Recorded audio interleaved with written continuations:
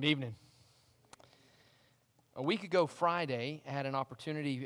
James's class at Jefferson Christian Academy was going to Huntsville to the Space and Rocket Center, and so I drove one of the vans, and we spent the day there, and it reminded me of a story. It reminded me of something I heard from this man, Paul Krippner, and I've shared this picture before during our vacation Bible school, if you remember, and there was something that he had told me, and I asked the guide that was there to verify it, and he verified that the story was true. And it had to do with this number 2 pencil. Well, not this number 2 pencil, a number 2 pencil. And I used this story at Jefferson Christian Academy for the devotional, and I talked about the power of a pencil in our hand. And I want to add to that for our lesson, but I'm going to briefly explain what this means. See, what had happened is Paul explained to me that, and by the way, just to give you a background reminder, this Paul Krippner was a scientist and also a member of the church at Buford, with the Deerfoot Church of Christ, when we were members there. And I got to spend time with him, and I would drink coffee. We would just sit there and just talk. He would talk, and I would listen, and I would write it down. Well, what was interesting is he worked for the company called Grumman, and Grumman took the bid to build the first rocket that became the Apollo 10, and it became NASA. And so he was literally grandfathered in, and he worked with Apollo 10, 11, 12, and then retired. They asked him to come back during Apollo 13, and so he helped during that crisis when they lost oxygen. He was the one in charge of the team trying to put an oxygen apparatus together. So this man knows a lot about the space race and about what was going on.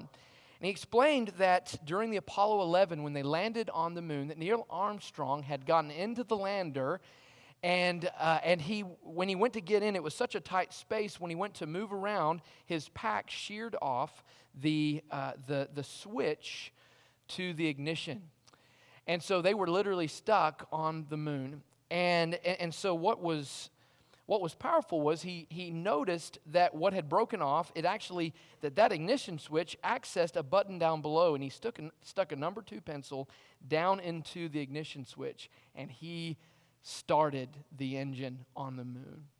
And so they had a story. It took millions of dollars, I can't remember the exact number, millions of dollars to send them to the moon. A number 2 pencil got them home. But what I didn't share at the devotional, and again, I use this as the idea that when a number 2 pencil is in your hand, when it was in Neil Armstrong's hand, it saved lives. When it's in our hand, it also can save lives when we think through what we write and what we send, and that was the lesson. But I'd like to have a focus based on this, that what we did not know, and I never knew, was that it was Paul Krippner and his team that built the motor on the lander. And so what was powerful about this is he explained that they were not allowed to test the motor that they put in that lander. That they had tested several motors before they went, and every single one of them fired. But his team was not allowed to test the one that they put in the lander. So the very moment the pencil hit the ignition down below, that was the first time that engine ever fired. And the reason was there's no gravity in space. There is so the carbon that would be deposited within that motor would then float into the cab, and they could not test it. So I want to talk about the concept of trust for just a moment. This man and his team built the motor that got them home. But Neil Armstrong was almost stuck on the moon. In fact, they almost became company for the man on the moon forever. They didn't have an AutoZone. They didn't have a way of going and fixing it. What did he do? He saw a number 2 pencil and he said, maybe it will work. And ingenuity got them home.